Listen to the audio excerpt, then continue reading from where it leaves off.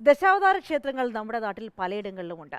എന്നാൽ ക്ഷേത്രങ്ങളെല്ലാം ഒന്നിച്ച് ഒരു പ്രദേശത്ത് വരുന്നത് അത്യപൂർവമാണ്. അത്തരമൊരു നാട്ടിലേക്കാണ് മാതൃഭൂമി ന്യൂസ് പ്രേക്ഷകരെ കൊണ്ടുപോകുന്നത്.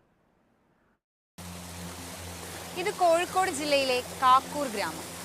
ഇത് തീർത്ഥങ്കര വെള്ളച്ചാട്ടം, ഒരിക്കലും വറ്റാത്ത നീരുറവ.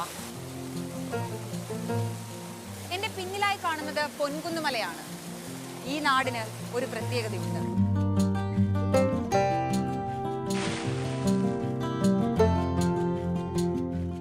മഹാവിഷ്ണുവിന്റെ അവതാരങ്ങൾ എന്ന് വിശ്വസിക്കുന്ന ദശാവതാരങ്ങൾ. ആ ദശാവതാര ക്ഷേത്രങ്ങളെല്ലാം ഒരു പ്രദേശത്ത്.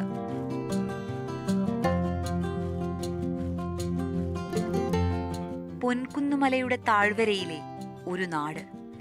ആ നാട്ടിലേക്കാണ് നമ്മുടെ യാത്ര. ക്ഷേത്രങ്ങളെല്ലാം വെറും 4 കിലോമീറ്റർ പരിധിയിൽ.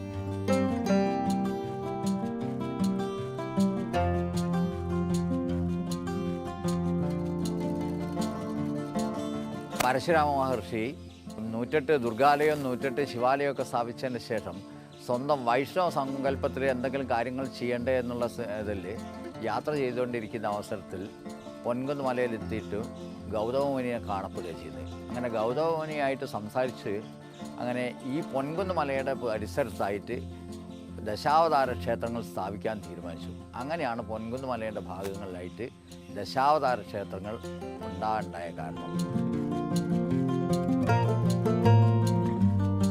പെരുമീൻപുറം ശ്രീ മഹാവിഷ്ണു ക്ഷേത്രം മത്സ്യാവതാരത്തിന്റെ പ്രതിഷ്ഠയാണ്. മീനൂട്ട് മഹോത്സവം അതിപ്രസിദ്ധവും. നാലമ്പല ദർശനം പോലെ വിശ്വാസികൾക്ക് ഏറെ വിശേഷപ്പെട്ടതാണ് ദശാവതാര ദർശനവും. ഇനി കൂർമാവതാര ക്ഷേത്രത്തിലേക്ക്.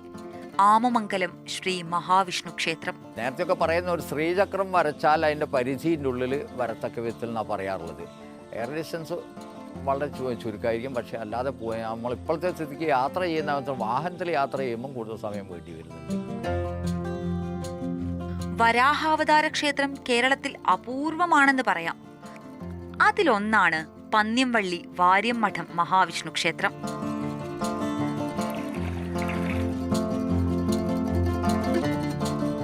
ഒരു പ്രദേശത്തെ ജനത ഒന്നടങ്കം വിശ്വസിക്കുന്ന ഒരിടം.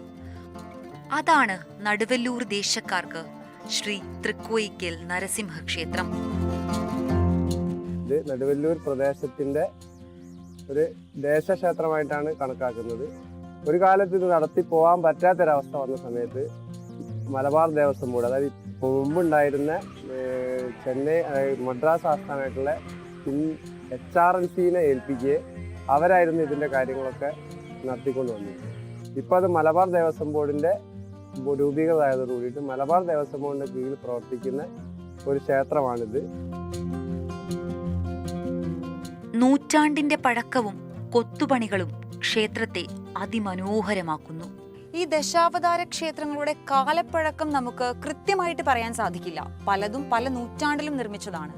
പക്ഷേ കാഴ്ചയിൽ അതിപുരാതനമെന്ന് തോന്നുന്ന ഒരു ക്ഷേത്രം ഇതാണ്. ഇത് രാമല്ലൂർ ശ്രീരാമസ്വാമി ക്ഷേത്രം.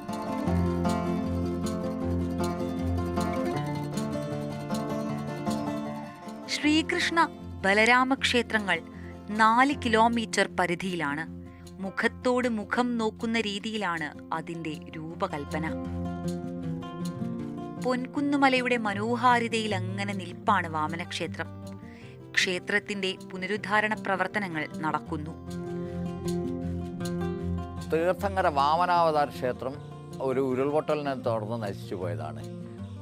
ഈ ബാക്കി ഇപ്പോൾ ഉള്ളത് പോലീസ് സ്റ്റേഷനിൽ ഉണ്ടായിരുന്ന ക്ഷേത്രം മാത്രമാണ് തയ്യാറായിട്ട് കിടക്കുന്നുള്ളത്. പിന്നെ കൽക്കിൻ്റെ ക്ഷേത്രം. കൽക്കിൻ്റെ ക്ഷേത്രം ഈന്താട് ഭാഗത്തിൻ്റെയും പെരുമീൻപുറത്തിൻ്റെ ഇടയ്ക്കാണെന്ന് പറയപ്പെടുന്നത്. കൊടും ചൂടിലും വറ്റാത്ത നീരുറവ ഈ പ്രദേശത്തിന്റെ മാറ്റുകൂട്ടുന്നു.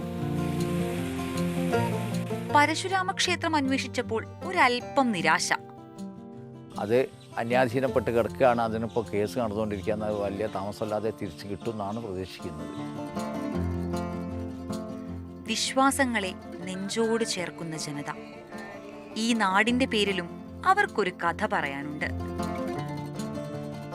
കൽക്കി വാഴുന്ന ഊരായതുകൊണ്ടാണ് കാക്കൂര് എന്ന് പറയുന്നുണ്ട്. പക്ഷെ ഞാൻ പറയാതല്ല, മഹാവിഷ്ണുവിൻ്റെ ആ ദശാവതാര ക്ഷേത്രങ്ങൾ വാഴുന്ന ഊരായതുകൊണ്ടാണ് കാക്കൂര് എന്ന് പറയുന്നത്. നേരത്തെ ഇത് റവന്യൂ ഇത് പ്രകാരം കാക്കൂരാണ് ഈ എല്ലാ ഭാഗവും. പിന്നെയാണ് നടുവല്ലൂരാണ്, പിന്നെയാണിത് റവന്യൂ സൗകര്യത്തിന് വേണ്ടിയിട്ട് ഭാഗിച്ചിട്ട് പലതായി മാറിയിട്ടുള്ളത്. പ്രകൃതി അതിന്റെ മനോഹാരിതയിൽ അങ്ങനെ നിൽപ്പാണ്. ക്യാമറാമാൻ മനോജ് പയ്യന്നൂരിനൊപ്പം അഞ്ജന മേക്കാട്ട്, മാതൃഭൂമി ന്യൂസ്, കോഴിക്കോട്.